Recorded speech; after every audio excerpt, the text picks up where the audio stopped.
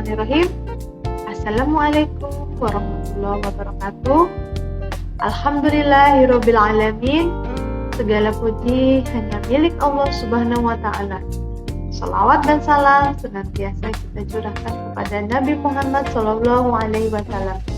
Baiklah anak-anakku, mahasiswa, mahasiswi yang dirahmati Allah. Saya Ibu Sulistiyorini selaku dosen pengampu mata kuliah Ekonomi Mikro Islam. Sebelum kuliah ini dimulai, marilah kita awali niat kita dengan niat karena Allah, niat yang lurus untuk menuntut ilmu, agar ilmu ini menjadi jalan kebaikan dan keberkahan dunia akhirat. Amin ya rabbal alamin. Sebelum memasuki pembahasan, saya akan membacakan capaian pembelajaran mata kuliah.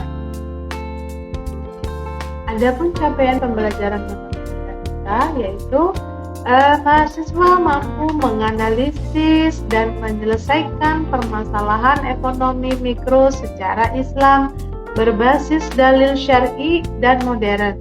Selanjutnya, capaian lulusan yaitu menguasai prinsip dasar Islam termasuk teori permintaan dan penawaran pasar dan perilaku konsumen, produsen dalam perspektif Islam. Kemudian capaian pembelajaran mata kuliah.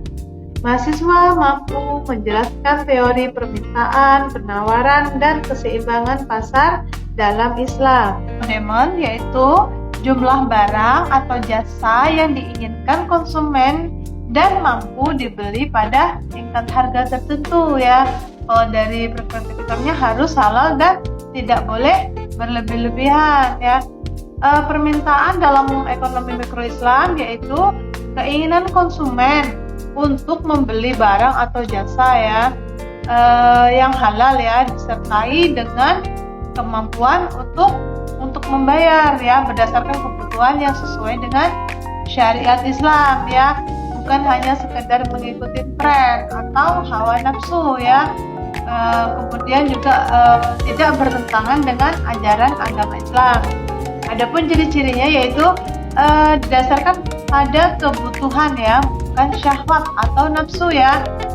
Selanjutnya konsumen harus membeli barang halal ya, halal zat dan cara memperolehnya ya. Selanjutnya konsumen dilarang israf ya, dilarang berlebih-lebihan dan dilarang tabazir yaitu pemborosan ya. Tujuan akhirnya yaitu mendorong keadilan distribusi kekayaan dan keseimbangan sosial. Selanjutnya penawaran atau supply ya. Penawaran ya atau supply yaitu jumlah barang atau jasa yang ditawarkan produsen pada tingkat harga tertentu ya.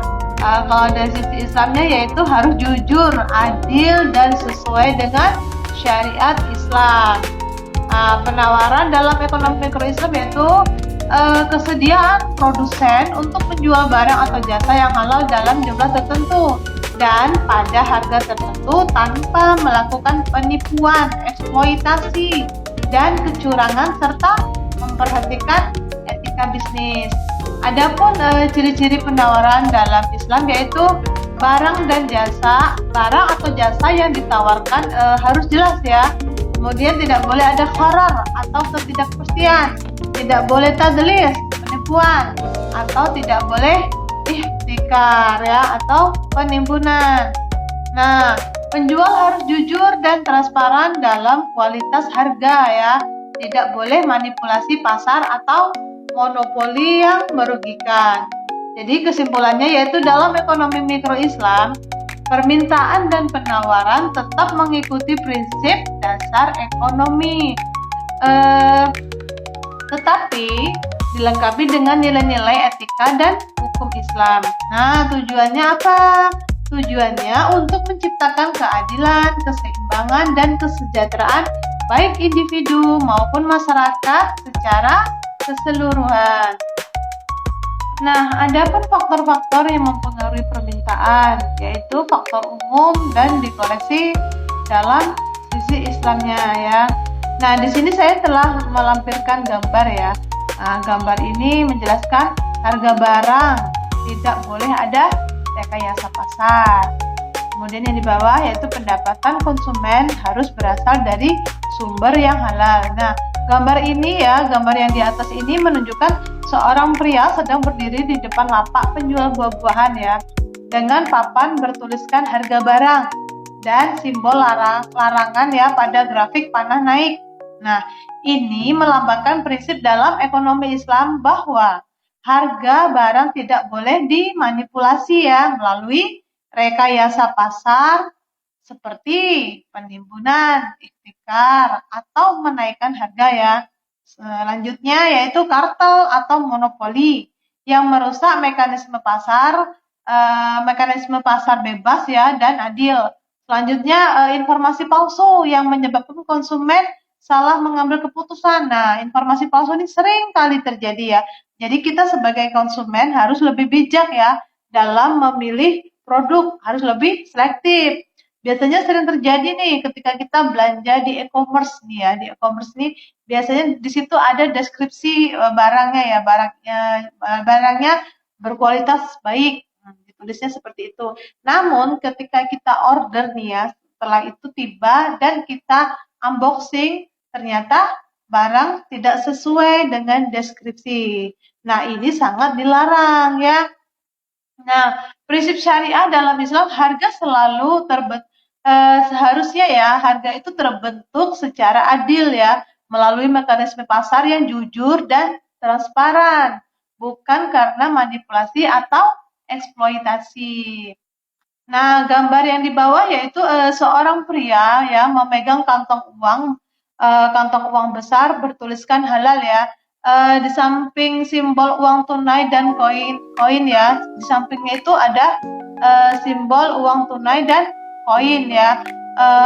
Jadi gambar ini menegaskan bahwa dalam Islam pendapatan atau penghasilan yang digunakan untuk konsumsi harus berasal dari sumber yang halal ya. Seperti contohnya gaji dari pekerjaan yang sah dan tidak melanggar syariat.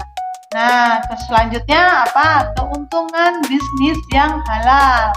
Nah, kemudian tidak berasal dari riba, judi, penipuan, dan atau barang haram. Nah, landasan syariah halal tidak hanya pada makanan yang dikonsumsi ya, tetapi juga pada asal-usul harta yang digunakan untuk membeli barang tersebut ya.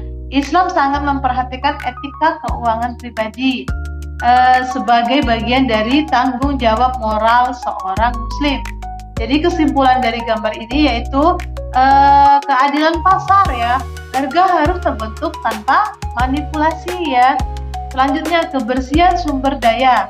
Konsumsi harus ditopang oleh pendapatan halal. Keduanya membentuk ekosistem ekonomi yang adil, bersih, dan penuh berkah menurut perspektif Islam.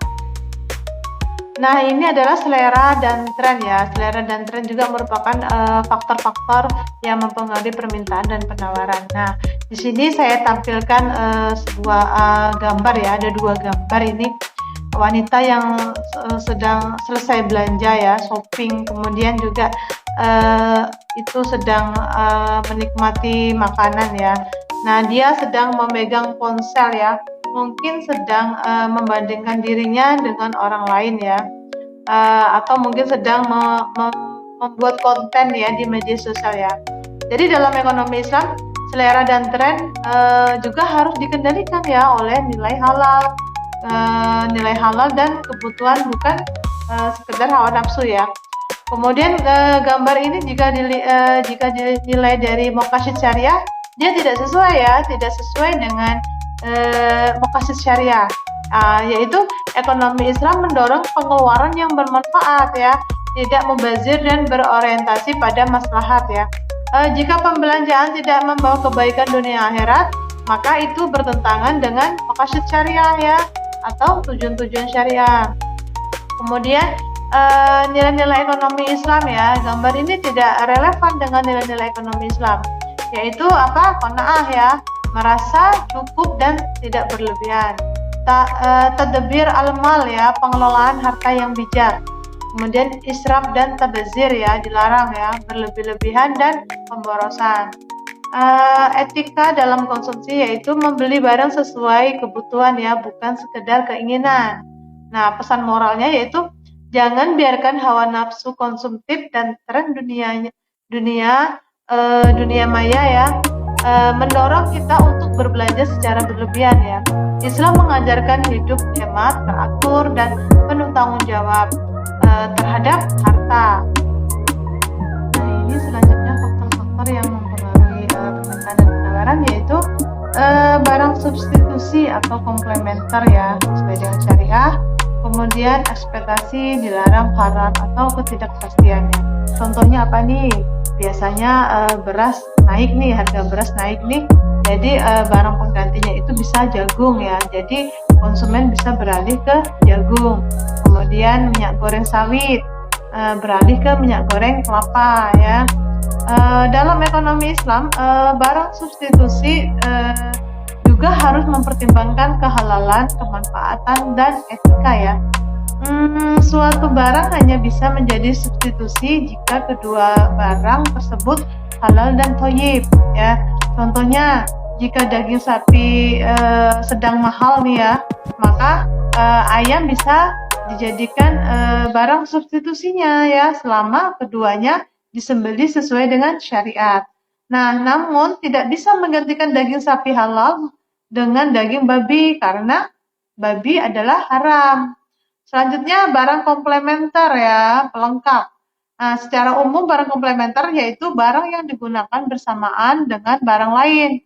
Kebutuhan terhadap satu barang akan meningkat jika barang pelengkapnya juga meningkat ya. Contohnya mobil dan bensin, kompor dan gas, kemudian laptop dan charger. Dalam ekonomi Islam, barang komplementer juga tidak boleh saling melengkapi dalam kemaksiatan atau penggunaan yang bertentangan dengan syariah. Dibolehkan ya. Kemudian yang dilarang yaitu yang mengandung gharar ya. Jual beli ikan di laut nih, ikan di laut yang belum tertangkap itu ya. Nah, kemudian asuransi konvensional berbasis ketidakpastian. Kemudian kontrak derivatif yang hanya berdasarkan prediksi harga pasar. Kesimpulannya yaitu ekspektasi dalam Islam boleh ya, selama didasarkan pada informasi dan niat yang jujur, tidak mengandung gharar, ketidakpastiannya tinggi ya, tidak bertujuan untuk spekulasi atau menipu ya. Jadi prinsip syariah menuntut bahwa setiap transaksi harus jelas ya, adil dan menghindari kerugian sepihak. Nah, ini memasuki pembahasan kurva permintaan dan penawaran Islami. Nah, kurva teknis mirip konvensional, tetapi nilai-nilainya Islami. Kemudian permintaan berdasarkan kebutuhan nyata, bukan nafsu. Selanjutnya, penawaran tidak boleh eksploitasi harga atau penipuan. Kemudian, tujuan pasar Islam yaitu keadilan, keberkahan, dan keseimbangan sosial. Ini tugas ya, yaitu menganalisis sebuah kasus ya, kasus nyata, yaitu penimbunan minyak goreng ya. Nah, nanti kalian cari di artikel ya tentang kasus penimbunan minyak goreng ya. Selanjutnya nanti kalian analisis nilai-nilai syariah ya dalam praktik pasar. Nah, nanti kalian tulis tangan, kemudian di pertemuan selanjutnya tugasnya dikumpul ya. Nanti kita bahas di pertemuan selanjutnya. Oke? Baiklah, adapun kesimpulan dari pertemuan kita hari ini tentang materi permintaan dan penawaran dalam perspektif Islam, yaitu Islam tidak hanya memandu hukum pasar ya, tetapi juga akhlak pasar. Nah, selanjutnya permintaan dan penawaran tidak netral secara moral, namun ada batasan syar'i.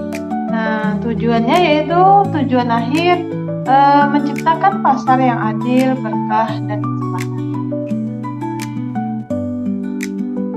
Baiklah, berakhir sudah perkuliahan kita pada hari ini. Apabila ada kesalahan pengucapan atau kurang jelas dalam penyampaian materi, saya mohon maaf yang sebesar-besarnya. Demikian yang dapat saya sampaikan. Mohon maaf atas segala kekurangan. Semoga bermanfaat dan diridhai Allah. Wallahul muwaffiq ila aqwamit thoriq. Wassalamualaikum warahmatullahi wabarakatuh.